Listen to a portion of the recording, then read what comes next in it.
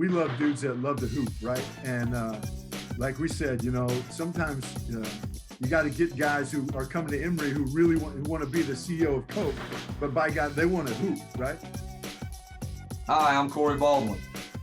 And I'm Dan Searle, and we're back for season 2 of Off the Beaten Path, a podcast for basketball coaches. Some who are living in obscurity, working in obscurity, and some who have made it out of obscurity. It's a place for storytelling. Some of those stories are true. Learning, connecting, reconnecting, and we have food for thought and food for belly. And today we are very excited because we have Jason Zimmerman, head coach of your Emory Fighting Eagles, who have done an unbelievable job here representing Atlanta and Georgia in Division III. And he's became a mainstay here in Atlanta, and we're going to talk about that. Searle, start us off on the introduction. All right. Well, hey, you had a winding path for a while, perfect for Off the Beaten Path podcast, but you've settled in to success there at Emory over the last few years. Tell us who you are and a quick little bit of your background, and then we'll jump to Davidson College and some three-point shots. Oh, wow. That's a long time ago now. Yeah. So who am I? Wow.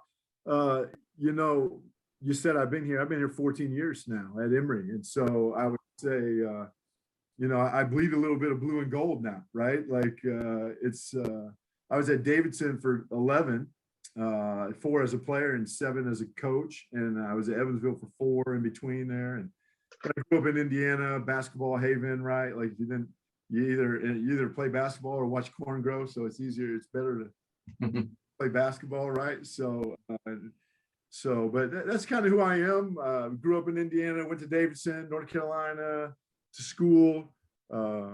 Just always been in love with hoops, right? Because of my background, and grew up in a great family, very supportive family, and it allowed me to do what I love to do, play basketball. And I've been fortunate enough to be able to put my roots into Atlanta and raise my kids in Atlanta. And I've really enjoyed that piece of that part of my life, the stage that you go through stages of lives, right? And I actually talked to Coach McKillop this morning before I got on here, and I was laughing. I said, I grew up on a farm in Indiana, and now I'm the head coach at Emory University. Like, how does this happen? Like, what? Mm-hmm. And of course, we all know how it happens, but it's just the path that you take. So that's a little bit about me. We can talk more about it as we go, I'm sure, Dan. And yeah, let's go. Well, let's go there and let's jump around. You mentioned Bob McKillop, and we'll get to the Davidson days as a player and as a coach. But let's go to the farm in Indiana. Let's go back home there. And for those of us who know hoops, love hoops, we know Indiana is that hotbed. But what is it like, and why is hoops the spot to be and the only thing to thrive on up and down that state?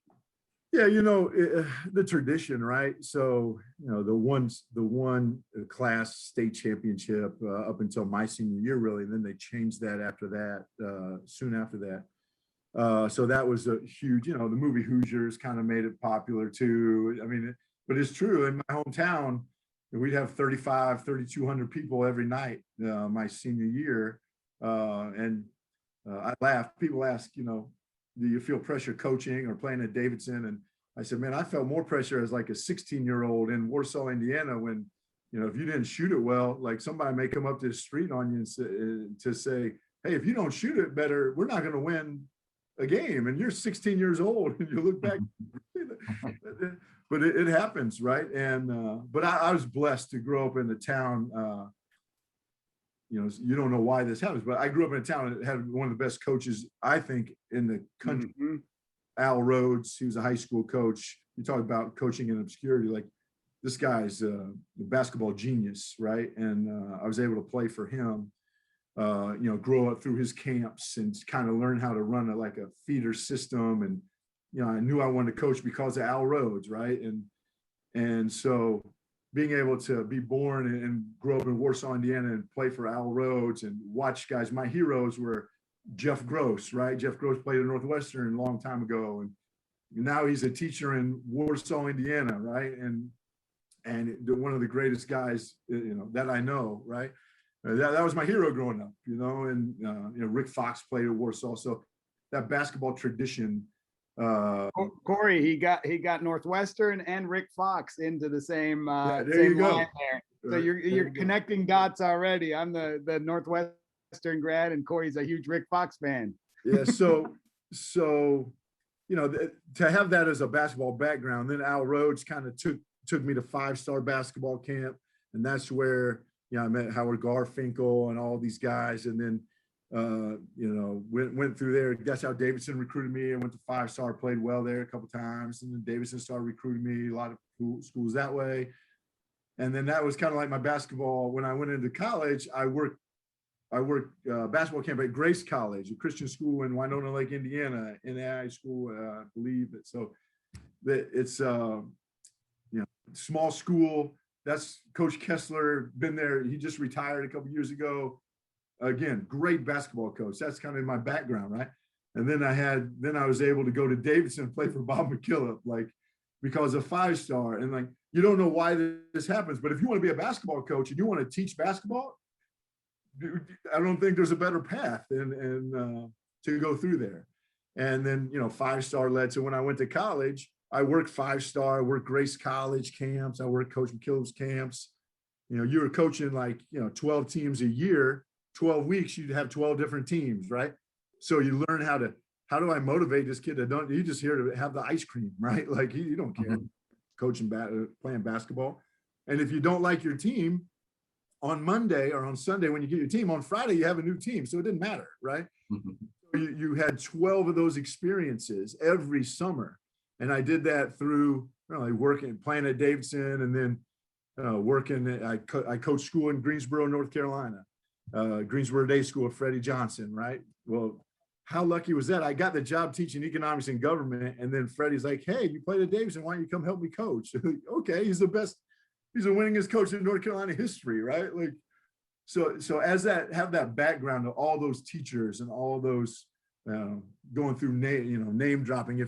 But a lot of people don't even know these names, right? Like Al Rhodes, Freddie Johnson. I mean, obviously everybody knows Rick Fox, Bob McKillop, but you know, that's kind of the path through. Indiana basketball started that, but then it just led into all these other people, and I've just been blessed. And I told Coach that this morning, right? Like, you know, hey, thanks, right? Thanks for being in my life, right? So love that. Let me ask you this. You mentioned your high school coach, Coach Rhodes, right? Yep. What is it that you still use from him? Not just life lessons. Obviously, tell us some of those, but also is there a drill, something X and O that you still do, even though you've been with all these great guys after him? For sure. You got from Coach Rhodes. And still works. we do a drill. It's a simple drill. Everybody probably does it. Tiger in the lane, right? Like I did it when I was, I don't know, 4th grade, right? Like in this camp, right? But it's just, we call it Tiger in the lane. Sometimes it's a warm-up drill. It's just really, it's keep away, right? It's block, nail, and you're just playing. It has to be a bounce pass or everything below the shoulders. And you're just playing, got to guard the ball and ball fake, pivot. And then on the 3rd pass, you can finish with a layup, right? We call it Tiger in the lane. I got it from him. It's just a really simple drill, right? Everybody does it, but it goes back to my past, right? It goes back to, it ties me to Coach Rhodes, right? Trial by fire. We talked about trial by fire all the time, right? So he talked about 3 things that make a basketball player. I use this in my camp still. I learned this when I was in 4th grade, right? There's talent, attitude, and skill equals a basketball player. So talent is like what God gave you, right? You know, I'm 6'2", I'm so fast. You can work on some of that, but it's a little bit, you can't really do much with your more. Like I can't become Usain Bolt, right? I can't become Rick Fox, right? Like in talent. My attitude is like the real you, right? Like the real you, your person, like who you are, right? He always used to say, I believe there's a good person in everybody. You just got to let that out, right? So many factors drive that negative person. But you got to, and now with society today and social media, and there's just more shit to that too, right? But your attitude plus your skill, and your skill set is your passing and your shooting. And he always used to, he was a math guy, right? So he said talent plus attitude plus skill equals basketball player. And how do you become skilled? Proper knowledge plus repetition equals skill. So I still use that today with my camps, right? Like I still use it today, and I still use it today with our life lessons, right? If you want to be a banker, talent plus your attitude plus your skill equals banker, right? Talent plus your attitude plus your skill equals teacher, equals doctor, equals, and then to get that skill, you take your proper knowledge plus your repetition and you become skilled, right? And I still use that to this day. And he's a genius. He's a genius. Like he was, when I say that, I mean, he used to do a lecture and he used to say, this was back when the SAT was 1,400, right? He used to say, and you had to have 700 to play Division I. And he used to say, I could give you 700 points and I could still play Division I. So that means he got a perfect SAT score, right? He was he was one of the best math teachers probably in the country, right? And I don't talk to him as much as I should today, but he's phenomenal. And I see him at the Final Four every year when he comes. Him and Pete Smith was his assistant. And I actually had Pete Smith's point guard come from Indianapolis here for me, Whit Rapp. He was a great point guard for us. Took us to 4 NCAA tournaments, 3 he started. But there you go. Can't wait to hear about recruiting at Emory. But stay with Coach Rhodes. Is he in the Indiana Basketball Hall of Fame? Do you know? Yeah, he is. He got in probably, it's been 4 or 5 years now. He's still coaching at Penn High School. He's not coaching my high school anymore, but he's still coaching at Penn High School in up by South Bend. It's in Mishawaka. It's up by by Notre Dame. Right. That's one of those Final Fours. Driving Atlanta to Indianapolis, I saw a sign on the interstate, Indiana Hoops Hall of Fame. I was like, let's go. And that's got to be a special place for Indiana people and hoops. And Coach Rhodes being in there says a lot, but not as much as kind of the feeling you've just conveyed. That's important stuff. Special person, right? To me, I don't know if he is anybody else, but he's probably lots of others. All right, so now take us to while you're playing at Davidson. What are a couple of things that kind of stuck out? Not just that you learned that you took in coaching and in life, but what were some games or some highlights you might want to say for yourself or for the team? Yeah, Coach McKillop is one of the best teachers in the game as well, right? And you talk about coaching in obscurity. Well, when I played for him, he was in obscurity because I was playing, right? Like when I he was in obscurity because I was coaching, right? And then he coached this guy named Steph Curry, right? And all of a sudden he's not in obscurity anymore, right? And great coach way before that. I mean, he was a high school coach when he took Davidson's job, right? And that doesn't happen. You guys know this. It doesn't happen much anymore. Just the way the college, the landscape is now, and coaching. But we weren't very good when I got there. The year before we got there, my class, they were 4-24. Then we went 10 wins, and 11 wins, and then 14 wins, and then 22 wins. Went to NIT our senior year, and we really, put Davidson on like the path that he's on now with Coach, right? But our class really went through that. So I've seen Davidson build, right, from 4-24 to now. They got Steph, and Coach McKillop's a legend. He's a mayor, right? I've seen him when he was going to get fired, right? Or I don't know if he was going to get fired. I shouldn't say that, but where it was a different time. But I tell people all the time. People ask me, well, why is it changed, right? And I just think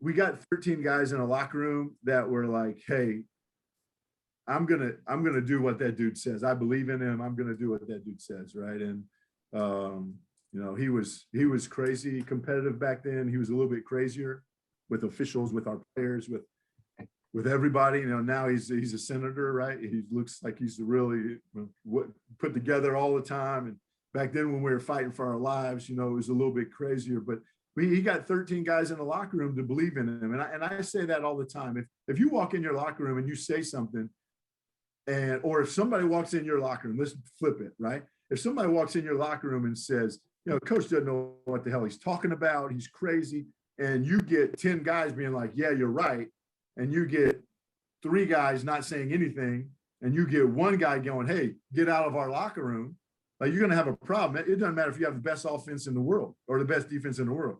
But if you get a guy that walks in your locker room and says, man, Coach is crazy, those guys don't know what they're talking about, and you get 10 guys going, hey, get out of our locker room, and you get three guys not saying anything, because you always have those guys that don't say anything. They're just kind of don't want to be, ruffle feathers. And you get one guy that says, hey, you're right, because he's not playing. There's always that guy, right? Mm-hmm. Get 10 guys. If you get 10 guys believing in what you're doing, and those, now you're going to win games, right? You're going to win games. And that was, true to Coach, right? Like we believed in the code. We, trust, commitment, care. We believe in what we're doing. And then I don't know what comes first. Then you started winning some games, right? So then you start winning and it's easier, right? Because you're winning, some of that stuff goes away, right? When you're losing, everything's magnified, right? So, Bob McKillop was, he went through a lot to get to where he is right now at Davidson, right? And he's one of those guys that never left, right? One of those guys that never left, and he made the job a great job, and he's coached guys. And it's special to me because now we get to go back. Like when I go back now, the guys are still connected to me. Like he's still saying stuff to those guys that he said to me in 1990, right? And so you feel connected to that program. And I just don't think there's many programs like that in the country, right? Duke, Syracuse, we can go down the line. Like Bob McKillop's been there 30 years, right? I think there are places where you can do that. And I think he's 31 now. I think there are places where you can do. I think Emory is a place where you can do that, right? Like you can stay. Mm-hmm. And that's been really special for me to watch that happen with my program. I'm not comparing myself to Davidson or Bob McKillop by any means. I would never do that, right? But just to have something like that where guys come back, right, and guys see, and you can build at a neat place, and yeah, it's great, special. That word that you use, sorry, Corey, connected over and over, right? And it's hard to build that. One thing is good players, and Coach Zimmerman, Jason Zimmerman, is underselling himself, still on the top 30 all-time scoring at Davidson from those early 90s. And we went through the record book for you. 40% from three one season, and top 5 or 6 on the free throw percentage. So you could play a little bit, Indiana guy. So don't undersell that. So that's, you got to get good players in. But here's the follow-up question on that locker room that you were describing. How do you build that where 10 guys are saying to the other one, get out of the locker room? Yeah, you have to be genuine, right? You can't fake it, right? Like you can fake a little bit of stuff. Like you can con guys a little bit, meaning like you can go into practice and help him be better. And like, you may not think he's that good, but you got to help him be a little bit better to help you win. But you have to be genuine in that, right? Yeah. I think, you have to be yourself. Like I have a personality, Coach has a different personality. You guys all, you have to coach to your personality, right? And you have to. And if you're not doing that, if you're not genuine in what you're doing, and if you have to coach a different way, then you may have to change your personality a little bit, right? But I think you have to be genuine in what you do. And coach after his first couple of years there, he just became who he was, right? He wasn't trying to be a Division I college basketball coach anymore. He's just going to be Bob McKillop. And if it works, it works. And if it's not, it's not. And I really learned that lesson from him early on, right? So when I got my first head coaching job here, I was like, look, I'm going to be me. I'm not going to try to be Bob McKillop. I'm going to take a lot of stuff from him. I'm going to take a lot of stuff from Al Rhodes. I'm going to take some stuff from Steve Murfeld. I'm going to take some stuff from Freddie Johnson. I'm going to take some stuff from you guys. Like when I come watch practice, like but I'm going to be me, and I'm going to know. And now I've been in it 26 years, right? So I used to go to clinics and keep everything. And if I open this, like that's all Bob McKillop's stuff in there, right? Like I open up and that's all like old school. It's not technology anymore. It's all like, you keep files, right? Well, then when you've been in it 26 years, you can throw some of that stuff away because I'm not going to run that. I'm not going to do that, right? So it's just not who I am. It's not who but I love it. I think it'd be great for somebody, but it's not who I am. So I think you got to be genuine. And then that buys into that connectedness, right? And I think you have to live, and we talk about living, every program has it. I took it from Coach, but I do it here. Like you got to trust each other, got to be committed to each other, and you got to care about each other and show it, right? You got to trust, you got to commit, you got to care. And so we kind of just carry that on here. And to be a teacher, to be genuine, like there's so much you can teach in life, right? There's so much you can teach in basketball, but you got to kind of narrow that down, right? Like you got to have some base that, hey, this is what I'm teaching. Because if you come in every day and you're changing what you teach, you no longer have seniors, right? Everybody's a freshman, and you change what you teach every day, then how are they connected to, like the seniors don't know what the hell you're going to do. So they're not connected, so they can't help lead. And I think that's just a huge part of how you stay connected. And I think today is harder than ever because there's so much information out there, right? And there's so much, hey, we should do this, we should do it. And they get bored so easily, right? Like, you know, the biggest hurdle of being a great player is boredom, right? Why could I shoot free throws? Because I'd stand outside and shoot 100 free throws every day, like every day, because part of it's growing up in Indiana. There's nothing else to do, right? I didn't have a cell phone, right? My parents didn't make me have a job growing up because they knew I was going to try to be a great player. So they didn't make me have a job, which I'm so blessed that way. But I'd stand outside and shoot 100 free throws because I was like, what the hell else am I going to do, right? Every day. And, you know, kids don't get that anymore. Like, hey, you want to be a better free throw shooter? Go shoot free throws. Don't, you know, like, it's not magic, right? So that connected piece is really important. I think being genuine is really key in that, right? So. I was going to say kind of a neat story. I had my cousin's son, so I guess second cousin, was a wrestler at Davidson. Oh, right. It's pretty recent. And one of his favorite things about being there was he would do a run every morning above the gym, and coach would always be in there running.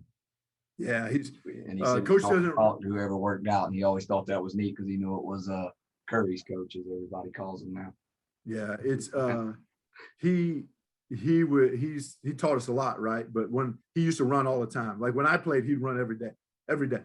And I've gotten into that habit now. I think it's just because it was now, and I talked to him about it. He doesn't run as much anymore because he's just, his knees and everything are breaking down. But I think I run now. Part of it is to show my guys, like, look, man, if I'm going to ask you to do shit, I'm going to do it, right? Like, I'm going to be there. Like, and so I hate running really, but I love the feeling after running. And so, you know, now like I'm OCD with stuff. So now I'm like, hey man, I got to run. So I run before practice. So they see me sweat. I run before games. They see me. So I feel like part of it is so I can still feel like 24 again. Right. But nice. But coach, you know, coach has done that. And yeah, I guess that's, you know, you kind of model, like you see these guys, Rhodes, Bob McKillop, you see these guys that you want to model yourself after. And I said, I don't know if I run because I enjoy it now or because Bob McKillop ran. Like, I don't know. You still shoot free throws? 9 out of 10, 10 out of 10? Before practice, I think the guys, I laughed because I hired one of my former players as an assistant about 7 months ago. And he'd say, Coach, every time you'd shoot free throws, we knew we were going to have a tough practice because you'd be like focused on, like, if you're shooting free throws while we were stretching, we knew we were in for it, right? Or if you came in that door of the gym instead of this door of the gym, we knew you were pissed. Like, we were going to go because you had to. I was like, really? Like, they watch us. They watch us. They know. It's funny what the players see, right? What the players see for sure. All right, so give us the next journey after finishing playing, having an unbelievable run as a player. What comes next? Yeah, so to finish up my playing career too, Dan, you said when I left Davidson, I was number one in 3-point field goals made because it started in like 86. I played in 90, so not many guys shooting them back then, right? Mm-hmm. Number one. And then Steph broke that record. There's guys before Steph, but Steph made more threes than I made in 4 years in one, right? I called coach and I said, well, damn, coach, if you let me shoot as many threes as you let Steph shoot, I may have that record too, right? But back then we didn't do it. So we finished playing. I got a teaching job. I wanted to teach and coach. That's Al Rhodes, like Jim Kessler, Bob McKillop. That's what I wanted to do. So I interviewed at Greensboro Day School out of the blue because hey, what am I going to do, right? Like I got to have a job, right? Got to pay the bills. So I interviewed at Greensboro Day School, economics and government teacher. And I went into Freddie Johnson's office, said, hey, I'm interviewing. I think I may get the job, but I'd love to help coach. That's what I want to do. And Freddie's like, of course, like, come on. So I coached the freshman team the first year, and I was varsity assistant. And then the second year, he promoted me to JV coach and varsity assistant. And our varsity team, you got to remember, our varsity team back then, we had Justin Gainey, who played at NC State, coaching profession. We had Aaron Millen, played Division I. We had DJ McDuffie, played Division I. We won 2 state championships. We won like 40 games. Freddie schedules like 60 games a year, so he's won like 2,000 games. It's stupid. Just like the JUCOs, right, Corey? Yeah, exactly. Corey knows. So I coached these great players in high school, right? And got to be in that environment. And then Coach McKillop called me, and I was teaching. So I was making at the time pretty good money for, single guy and teaching. And Coach called and said, "Hey man, I got $5,000 for you. I want you to come back and be my third assistant." And I was like, "Yeah, I'm in. Sign me up," right? Like for $5,000, right? Ended up getting me, I think, 12 my first year, 12 grand. I think I coached at Davidson for like 12 grand for like 5 years, right? And people don't get it. You guys know, like, hey man, you want to coach? Like, my parents probably thought I was nuts. You're making 45, you're making 5 now. But I get to coach my alma mater. I get to coach with Bob McKillop. Hey man, I'm in. Like, tell me where to go and what to do. And so then I coached there for 7. I was fortunate because Coach knew me and he knew I knew the program. So Coach gave me a lot of responsibility. Steve Sharina, Matt Matheny, and myself were on that first staff, and even Matt are out of the business right now. But it was like heaven, I mean. Well, Jason, that office you're sitting in, I did the same thing. I accepted the assistant job at Emory for $10,000, and I quit my job at CNN, where I'd studied broadcast journalism and had the opportunity at CNN, and my parents thought I'd lost my mind. But we get it. We get it. And like we have, right? You have lost your mind because you don't do this shit if you haven't lost your mind. Like you don't, like period. And so I talked to Steve Sharina, Matt Matheny, Bob McKillop once every 2 weeks, if not more, right? In COVID, and that was that staff, that first. Yeah, that was that staff. We went to the NCAA tournament in '98. So it's the first time Coach McKillop went to the NCAA tournament in '98 with that staff. Sean Cisnowski was on that staff too. Again, you're talking about coaching in obscurity. These are names that you don't know. They're great basketball coaches. They're great friends, right? And that's what it's all about, right? Like I said, I got on the phone with Coach this morning. I talked to Matt 2 days ago. Steve Sharina and I, we got on this smoking cigars thing. So we call each other and talk about that, right? And I just went to the Braves game with Sean O'Regan, who's the head women's coach at James Madison now. He was on staff with me at Evansville. That, more than anything, is what this is all about, right? I looked at your old podcasts, right? I'm watching your old podcasts. And to listen to these guys talk about their relationships with their coach or their assistant coaches or their teammates. And I'm like, hey, man, that is exactly what coaching is all about, right? And yeah, we see these guys that make millions of dollars and they're more miserable. Well, I don't know if you can be miserable making $1 million. They're more miserable than ours. And just because like they're not connected to their staff as much as they were. They're not, and it's true. And to do that, to leave a job and go, I love my teaching job. I love my coaching job. Then I went to Evansville, back to Indiana a little bit. And now Davidson wasn't in the A-10 back then. So we had, chance to make a little bit more money at the time. I was having a family. Then we got fired at Evansville, right? And with Steve, we got fired. And then I got the Emory job because of my connection to the Evansville AD and the Davidson AD and the AD at Emory. And actually the Emory job fits me so well because of the academic piece, right? And I've been at small academic institutions that recruited the country. And so, yeah, the Emory job, and I'm kind of jumping all around here. Nice, good. That's good stuff. But, I'll tell you this, so the AD who hired me at Emory, Betsy Stevenson, I'll be indebted to her forever because it changed my life, right? I mean, I had great experience before that, but it allowed me to raise my family here. And but she left 2 weeks after I got the job. She offered me the job. She said, "I'm leaving." And I said, like in like 2 years or in like, when are you leaving, right? She said, "No, like 2 weeks." I said, "Oh God, Betsy, come on." She was great, right? Then we hired this guy named Tim Downs. Dan, you know him well, right? Yep. This guy named Tim Downs we hired. He comes in. After my first year here, this is no lie. You can ask Tim. He's the AD at Westminster now. After my first year here, we have our end of the year meeting. Tim Downs comes in and he says, "I wouldn't have hired you if I was the AD here." Now, this is my boss. He said that. We just won 10 games, right? He said, "I wouldn't have hired you if I was the AD when you got hired." And then he said, his next statement was, "But I'm really glad that Betsy did." right? Mm. And I was like, whoa, thanks, Okay, Tim. okay. I appreciate it, right? Now, Tim and I are really good friends now. But why he said that was he's a Division III athletic director. He's been in Division III his whole life. I don't know if I would have reached out to a Davidson guy who was at Evansville who just got fired and his staff just got fired. I don't know if I'd have reached out to that guy, but my background fit perfect to this job, right? And so I'm really indebted to Betsy and to Tim. And then we just have Mike Vienna as our AD here for 4 or 5 years. And now we have Keiko Price. So I've been able to work for 4 ADs here. All of them have great pluses and great assets and benefits of working for them.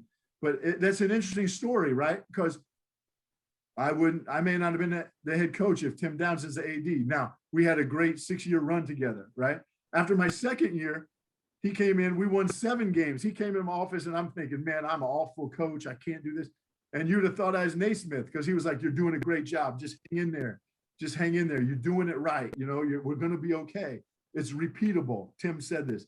What you're doing is repeatable. You can do it again.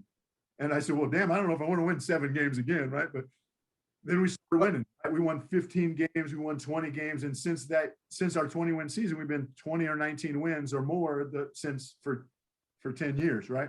And we only played 25 games.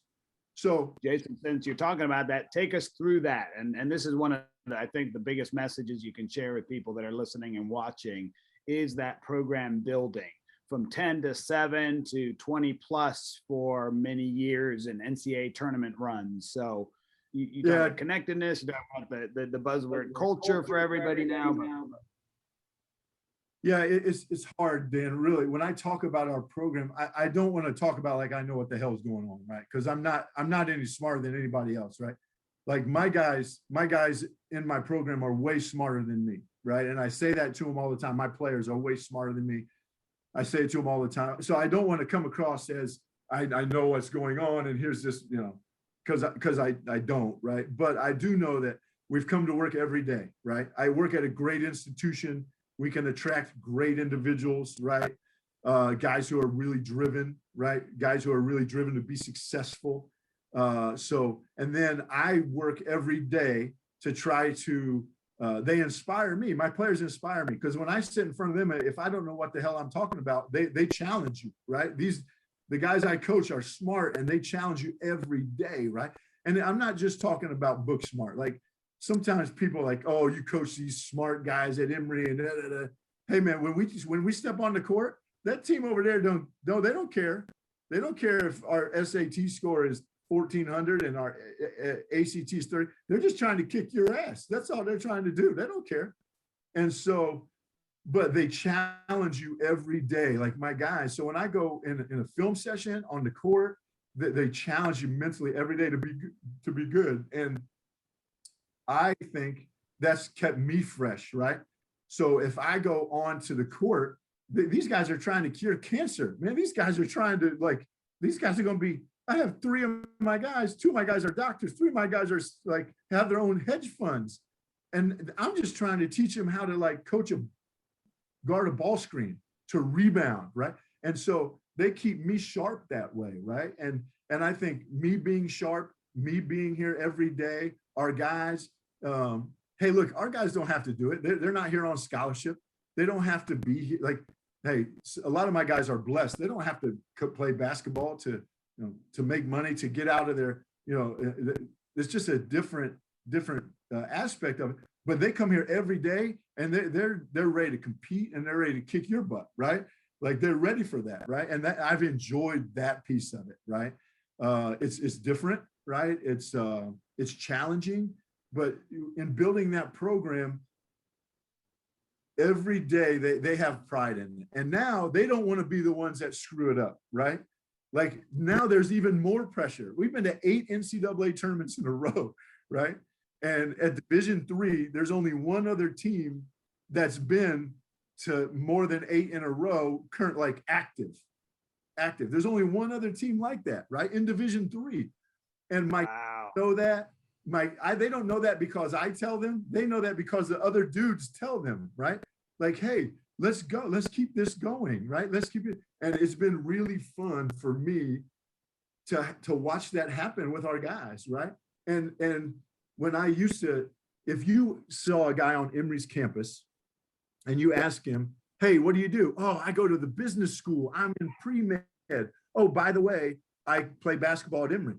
Now, if you see my guys, they'll say, oh, I play basketball at Emory. Oh, by the way, I'm at pre-med. Oh, by the way, I'm in the business school. Oh, by the way, but they'll lead with I play basketball at Emory, right? And that doesn't mean it's more important than the business school, right?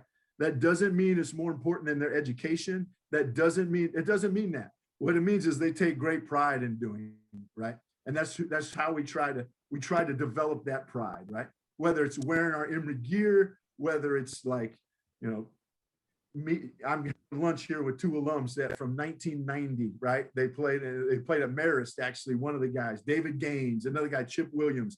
They're still in the area. I'm having lunch with them here after our podcast, right?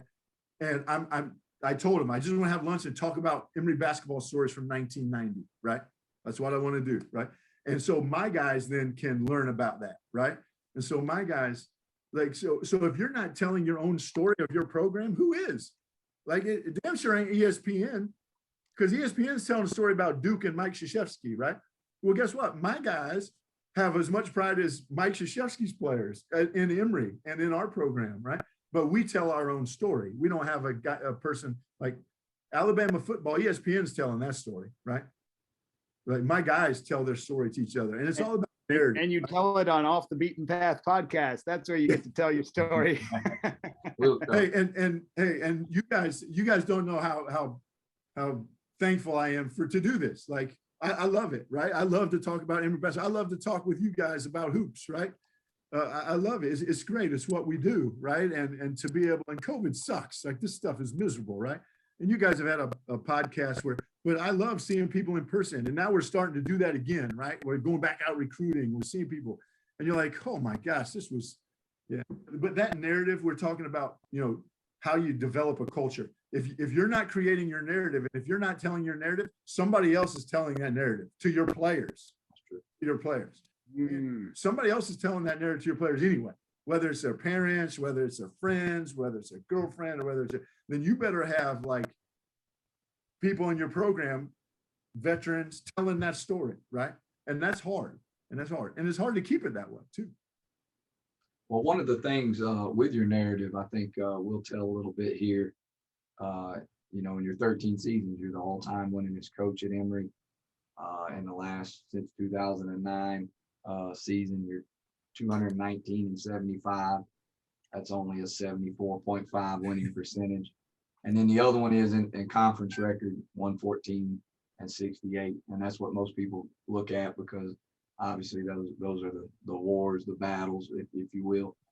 So your narrative has been very good here in Atlanta. And before we kind of go to some more Emory stuff, as we were telling some of the great stuff right there at Evansville, I'm gonna hit reverse here 1 second. Yeah, I want you to give us a little bit of that time, because I'm a firm believer of you got to fall in order to know how to stand. So you go to Evansville. Tell us. I know it won't be all bad. Obviously, you got some, but you end up getting fired. Yeah. And I want to hear how was that? You know, how did that help you where you are now? Yeah, it's a great point. I tell you what, Steve Murfeld was the head coach there. Great basketball coach, great person. Better person than his basketball coach. Like, tremendous person. I just had lunch with him in Omaha. My daughter was playing volleyball. He's at Creighton. We just had lunch with him and his wife when I was out there. Just talked to him the other day. Kareem Richardson was on staff there. He's now an assistant at Clemson. I still in contact with him. Sean Oregano, we just talked about. I just went to the Braves game with him, right? So that was our staff.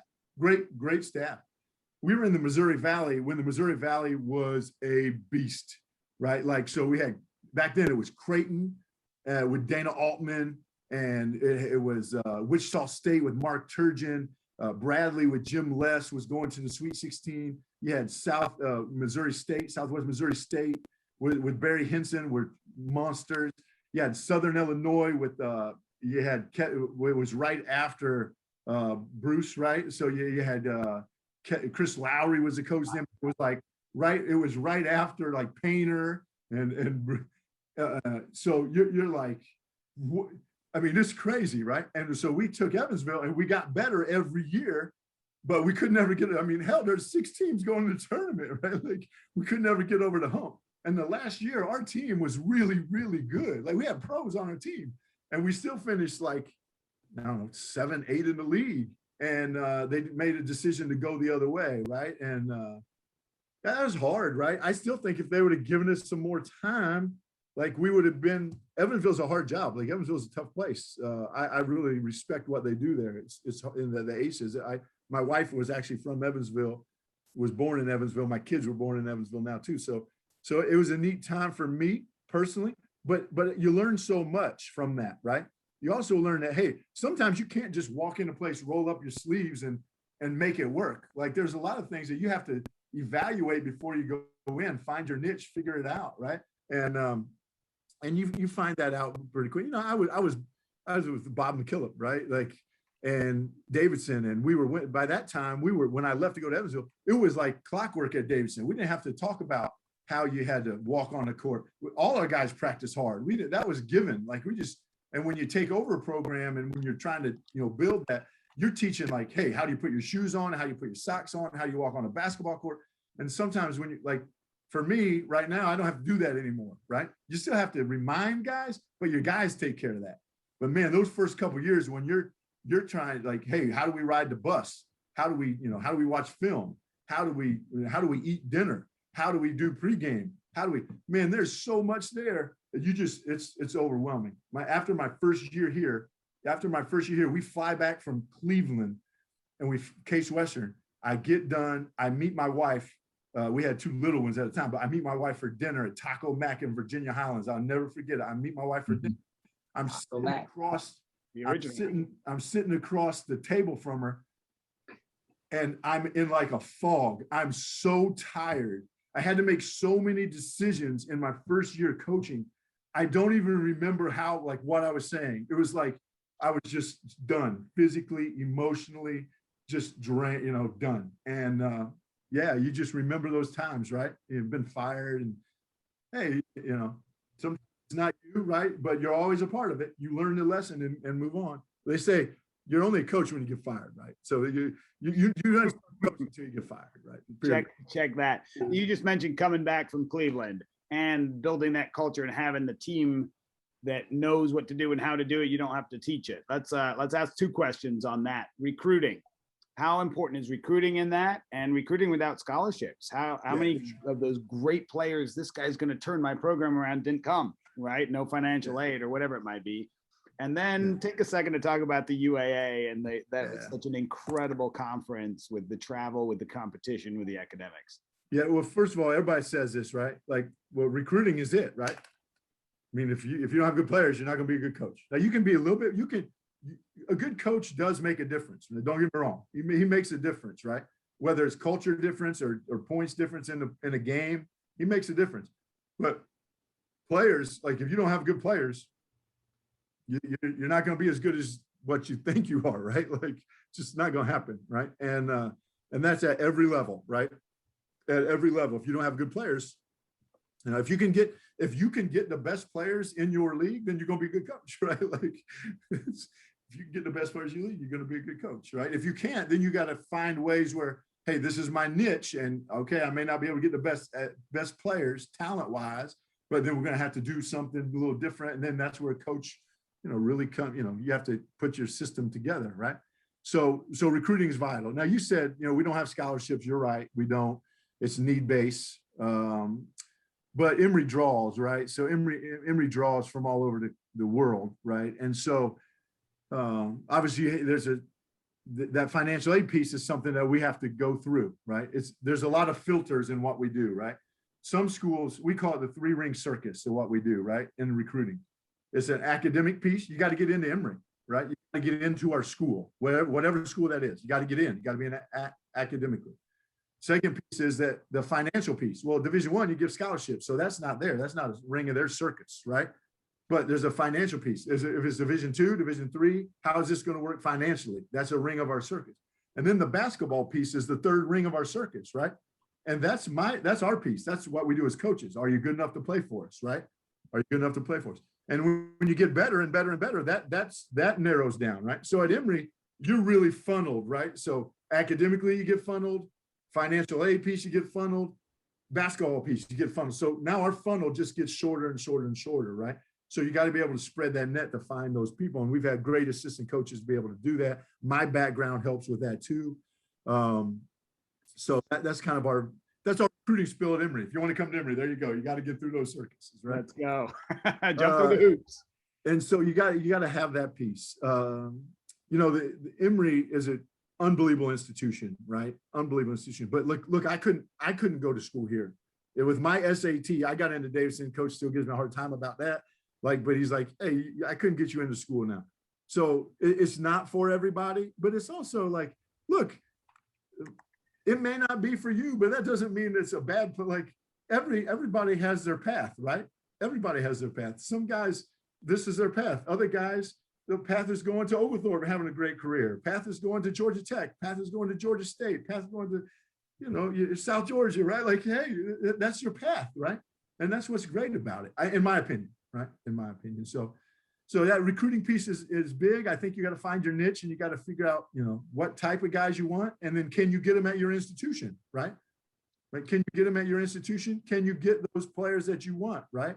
And that's a big deal. It's hard. The Emory name draws, but what's your niche? How do you get them in? Who are you looking for? Well, obviously we love dudes that love to hoop, right? And like we said, sometimes you got to get guys who are coming to Emory who really want to be the CEO of Coke, but by God, they want to hoop, right? And that's you have to really dig in, right, and find out do they love to hoop, or are they just coming here and hey, I play basketball at Emory, so I put that on my resume. We won't want those dudes, right? We don't want dudes that just come to, oh, I'm going to go play Division III because I can get playing time, right? We want dudes come here to, hey, we're going to win a national championship. So if you want to win a national championship or be in the mix to try, that's what we're going to do, right? And I'm going to coach you like I'm coaching the Lakers, right? Or I'm going to coach like I'm coaching the Hawks. I don't care. Like I don't care if you're not on scholarship or not. Like it doesn't matter to me. Like, hey, I went to Davidson, right? I know how hard it is academically. Yes, I was on scholarship, but that excuse of like, oh, it's hard academically. Well, no shit, you're at Emory. It's hard. Like, you don't come here if it's not hard, right? Well, it's hard basketball wise. Well, no kidding. Like we're trying to win a national championship. Like, don't give me excuses. Let's just get it done, right? So that's kind of our niche, right? And we've been fortunate to find guys like that and put, have our net out there. You talked about the UAA. I knew, how about this? 13, 14 years ago, I knew nothing about Division III. Zero. Didn't know. It wasn't in my path at the time, right? Tim Downs was right. I haven't seen a Division III basketball game. I hadn't seen two Division III teams play each other in person till I got the job, right? And so I just didn't know. I didn't know the UAA. I didn't know Emory. As soon as I started researching, I'm like, oh man, this is great. This fits me. Like, this is perfect, right? Having that open mind, right? Having that open, as coaches, having that open mind, like, hey, this fits me. This is good for me, right? And so many people are caught up on levels and all that nonsense, right? And yeah, man, this fit me. This fit me, right? And this fit Emory. So the UAA, I found out about the UAA. I said, wait a second. We can travel to New York City, Boston, St. Louis, Chicago, Cleveland, Pittsburgh, Rochester every year. That's where I travel to coach games. Like, yeah, I'm in, dude. Like, let's go. Like, let's figure this out.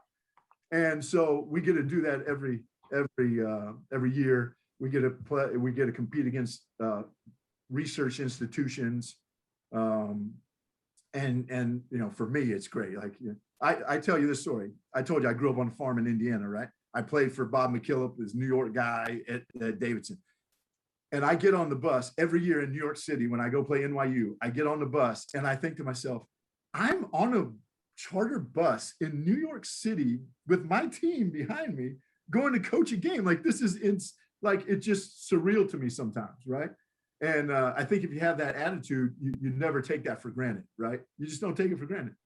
And I think that's what's been so a joy for me, because I've been able to travel the country and travel the world for basketball. Like, I've done clinics in Northern Ireland. We've been to Italy, Germany with my team, with Davidson's team. And again, it's all because of this.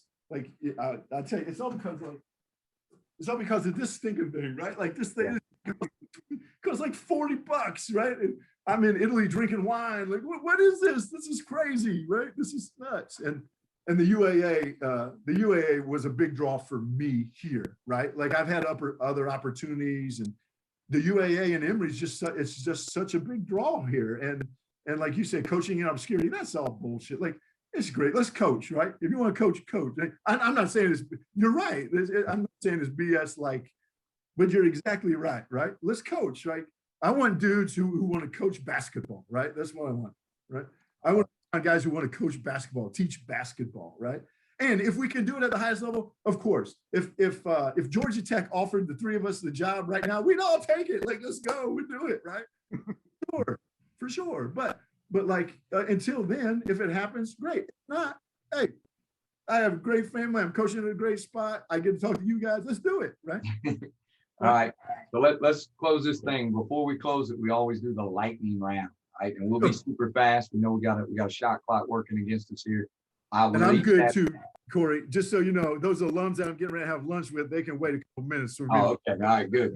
All right. So we'll go 3 questions apiece here. Short answer, unless it runs into a great story or some more good name dropping. As always, we will extend the clock. But my 3, I'm usually a guy that's got food at heart. So I'm going to give you, with all the travel in your conference, what is the best place to eat on the road? Oh, on the road. Well, on the road, not in Atlanta yet. I was getting ready to say Atlanta has great food now. Yeah, Atlanta's the best. We're going to go to that by campus. I just went to Canoe this week. Some great now Canoe. You in those places, you got to take a mortgage out to pay for the meal. Yeah. Other than that, like, there's some good stuff to eat in Atlanta. So, oh gosh, guys, you know, when we go with the team, I always tell the team, like, look, we're on a business trip. We're not going here to sightsee and to eat but we have some good food. Like we had an alum kind of take us out. We went to Jordan's Steakhouse in Chicago. That was pretty fun with the team. We had an alum take us to out to eat in St. Louis. I don't even know the name of the place. It's awful, but it was good, really good St. Louis place, right? But there's so many places. My favorite food, though, I'm not a pasta guy by any means, but when we're in Italy, like we're in Bormio, Italy, and we're in like in some, Coach McKillop always used to take us to outskirts, not in like Rome, and so we're in Bormio, Italy, eating pasta overlooking the Alps. Like, you're like, come on, man, it's like a hot dog at a game, right? Like the hot dog, best hot dog ever. Yeah, you're sitting at a Braves game, like, damn, this is the best hot dog I ever had, right? So it's a lot of like that atmosphere piece that you really like. So I don't know if that answers your question. That's good. That's good. Spot. It doesn't give you a spot, but it's, you know, there's a lot of places. Like the bagel place in New York City that we have our breakfast, that's right down the street from our hotel. Again, don't even know the name of it. It's not like a chain. It's the best bagel you'll ever have. Like I wait all year for that. Like bacon, egg, and cheese bagel from New York City. I'm like, oh man, this is the best, right? So. All right. So give us your worst gym or arena you played in or coached in, and then give us the best atmosphere you've coached. Oh God, the worst. Can I say that on this podcast? I can't. Oh, we encourage it. We encourage it. Well, there's some places that are really hard to play in because they're small, and especially at our level. Yeah, right? yeah. That's what we like to hear. And I'm not telling you what those are, because I coach against, they're like, hey, Zimmerman don't like coming in here. It's like, no, I can't. It's crazy. You gotta stay somewhere you don't play at anymore. I can't tell you that. I'm not doing it, dude. Then give us the best atmosphere. I'll give you the best. There are 3 of them I'll give you, right? Stevens Point, we beat them. They were 28-1. We played them in the Sweet 16 in 2014. They were at Stevens Point, Wisconsin. Mm-hmm. Atmosphere. We ended up beating them. The next year, the NCAA sent us back to the same place, right? And we had just and the coach there would tell you it's one of his best teams ever. And we beat him to go to the Elite 8. And the atmosphere was unbelievable. We had 25 Emory people there, and it was just silent when we won, right? The next year you go in there and you have like 80-year-old grandmas cursing at you because you just beat this team. It was unbelievable atmosphere, great atmosphere. I'll give you one. I played at Cameron Indoor, coached at Cameron Indoor. Everybody kind of says that. We coached against Duke, played against Duke. Everybody kind of says that one is it. But I tell you, the single best game. Now, the pit in New Mexico, we played Ohio State in NCAA tournament there. That was awesome. But the single loudest game I've ever been involved in, Warsaw High School played Concord High School. Concord High School is where Sean Kemp played. Rick Fox played there. It was my senior year. We got to number 1 in the state. We were 14 or 15-0. Concord was number 2 or 3 in the state. They were whatever. Jamar Johnson, who played at Nebraska, was on Concord at the time. And their gym seats probably 3,000, maybe 2,500. There was about 5,000 in there. And it was the loudest gym. At halftime, we're under the bleachers for meeting. And we had to ask Coach Rhodes, hey, you got to speak up. We can't hear you. Like, it was the loudest gym I've ever been. They kicked the living bejesus out of us, right? We lost the game. And they end up going on to the state championship that year, playing Damon Bailey in the Hoosier Dome in front of 40,000. So that was my senior year. But that Concord in 1990, probably sometime in January. Actually, it was my birthday. January 26, 1990 was the loudest gym I've ever been in. Wow, Damon Bailey. There you go. So my last question here for the lightning round, then we'll go to Sterl. We all get humbled a lot when we're off the beaten path. We go somewhere like you're the all-time winningest coach at Emory. You walk into an AAU event and somebody doesn't even know the heck you are where Emory's located. Okay. And we have to step back. Give us a good humbling story that maybe you've gotten as a coach. I know I can give you a million, but I'll say this right now. Like, when I go in AAU events, well, sometimes I don't wear my shirt just because I want to try to get in for free. So you guys the wristband. but D3 budget. When I go into UAA or AAU events, I just like, hey man, it is what it is, right? I've kind of just let that go, right? Like, you don't know what you don't know, right? Like, the guy sitting beside me may have a high major shirt on, and I'll say, look, the guy sitting beside him can have a shirt on from North Georgia and be like, damn, he's a way better coach than that high major guy, right? Like, it just doesn't matter, right? Yeah. And you know that as you get older, you see that and you realize that, right? But humbling experiences, like sometimes on campus, because our campus is we have so many different people on our campus because of the hospital or whatever. Sometimes on campus, you wear an Emory basketball shirt and they'll be like, hey, we have a team? Like, so you're like, whoa, wait a second. Like, that's kind of humbling when you're on campus. Now, I laugh about that because I flip that around, right? Talk narrative. If people don't know, right, that's just an opportunity for us to spread the word, right? So if I'm on campus, somebody says, oh, we have a team. Hey, great, you should come to the game. We're pretty freaking good. Like, you should come watch us, right? So I'm good with it, right? But it's pretty humbling. And I think, like, hey, you got to be able to laugh at yourself, right? Got to. First thing. And second thing is, comparison is the thief of all joy. I know you've heard it. I've used that quote forever. It's the thief of all joy. I enjoy coaching. I enjoy recruiting. If that guy over there thinks that I have an Emory shirt on that he doesn't know, I guarantee his son, that dad's son, couldn't play for me, right? So it doesn't matter. All right, Cyril, come on, man. I'm passing it to you. Let's go. Let's run. These are almost one-word answers, so jump on it quickly. Zone or man? What are you running? Man, but I'm not Bob Knight. Like, I mix it up, right? Like, I don't know why anybody would play the same thing all the time. Like, we're gonna mix it up on you, right? You gotta. So I'm predominantly man, but we'll mix it up. We'll throw something at you. Last 5 years, toughest place to play in the UAA. Ooh, I mean, Emory. What are you talking about? Like, fair enough. It's a good spin answer right there. We'll let that pass. There's best player. The UAA is hard because you have to travel so much, right? So every road game is so hard, right? So you play Friday night and you play Sunday at a different place. Every road game, it doesn't matter if you think the team's good, not good. It doesn't matter. If your guys think the team's not good, you're getting your butt beat. That's for sure. Best player you've ever coached or played against, and you can go back to Damon Bailey if you want to, or somebody else along your path. Well, at Davidson, we played against the 90, the Duke team that won the national championship. Christian Laettner, Bobby Hurley, Grant Hill, Christian McCaffrey, all those guys, right? So that was a pretty good one. Rodney Rogers, I played at Davidson when I was at Davidson. Played at 5-star against all those dudes, right? Like, you name it. Right? Travis Best, Grant Hill were on the same team. Pat Sullivan was on my team. We beat him, by the way. So I told Grant Hill that last year, by the way. I don't know if he remembered the game. Probably not, but I did. You do, exactly. Those are those moments that don't go away. Yeah, that's right. So those players probably played against Yeah, all those names are great. Being a 5-star, being able to play. Here's some for you, like John Crotty, Brian Stith at Virginia. For those guys. It's been fun. It's been really fun. Yeah. You got some good ones for Corey there with a Travis Best and a John Crotty. All right. Yeah, that's right. Hey, book that you're reading now or just finished? Great. So I asked that question in interviews, by the way. And when we interview people here, I ask that question. Give me a book. And the other question I ask is, what makes you anxious?